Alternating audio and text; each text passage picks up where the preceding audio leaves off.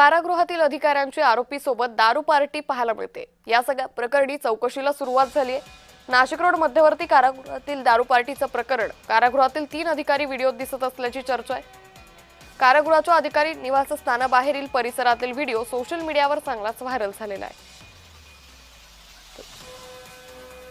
तर या संदर्भात अधिक माहिती घेऊयात आमचे प्रतिनिधी किरण गोटूर यांच्याकडून।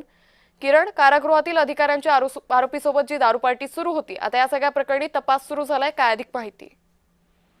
अंकिता, हे सगळे जे व्हिडिओ आहेत ते सोशल मीडियावरती व्हायरल होताना आपल्याला बघायला मिळतो।